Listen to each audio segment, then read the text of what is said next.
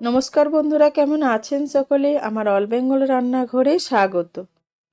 আজকে আমি Christmas special একটা কেক বানিয়ে দেখাবো ও তার সাথে একটা গল্পও শোনাবো। এক পরিশ্রমী কেক বিক্রেতার গল্প। গীতা নামে এক কেক বিক্রেতা ছিল। গীতা তার দোকান সকাল সকাল খুলতো। যেগুলো কেক বিক্রি না হতো সেই কেকগুলো গরিব বাচ্চাদের বিনে পয়সায় সে বিলিয়ে দিত। শুধু দেখতো গীতার দোকানে লোকের লাইন লেগে যাচ্ছে। বনি তখন ভাবতে লাগলো, এইভাবে যদি ওর দোকানে লোক আসে, কেউ তো আর আমার দোকানে আসবে না। ক্রিসমাস স্পেশাল অফার দিতে শুরু করলো।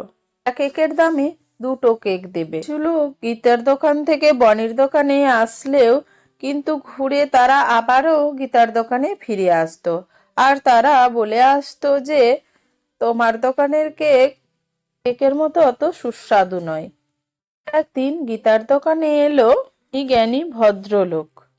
তার ছেলের বন্ধুর জন্মদিনে দোকানের কেক খেয়েছে। এখন ওর বায়না সে তার জন্মদিনে তোমার দোকানেরই কেক চায়। সে ভদ্রলোক গীতাকে 100টা কেকের অর্ডার দিল। গীতা ছিল খুব পরিশ্রমী, তাই সে খুব শীঘ্রই 100টা কেক বানিয়ে নিল। এইদিকে বনি শুনল গীতা 100টা কেকের অর্ডার পেয়েছে।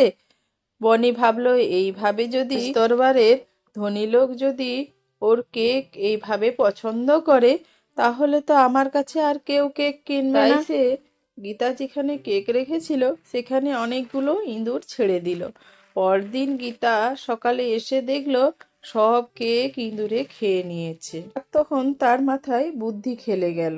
তারপর 3 ঘন্টা পর একটা দুর্গের মতো কেক বানালো। গীতা সেই ধনী ব্যক্তির বাড়িতে এমন এক কেক নিয়ে গেল যে কেউ কখনো বানায়নি। তাদের বাড়ির সকলে এই কেক দেখে তো অবাক। তারপর থেকে গীতা আগের থেকেও অনেক বেশি অর্ডার পায়।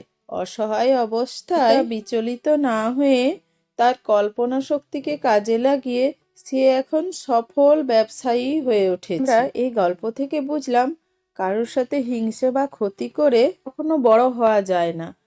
বনি গীতার সব কেক নষ্ট করে দিলেও কিন্তু সেই সময় গীতা মাথা ঠান্ডা করে নতুন একটা বুদ্ধি বের করেছিল বলে তার ব্যবসা আরো বেড়ে গেল। আমার এই গল্প ও কেকের রেসিপি আপনাদের কেমন লাগলো কমেন্টে জানাবেন। আর যদি এই রেসিপি বা গল্প ভালো লেগে থাকে তাহলে লাইক, কমেন্ট, শেয়ার করবেন আর চ্যানেলটিকে সাবস্ক্রাইব করবেন। চ্যানেলটিকে সাবস্ক্রাইব করলে ও লাইক কমেন্টের জন্য নতুন ভিডিও বানানোর আগ্রহ বাড়ে।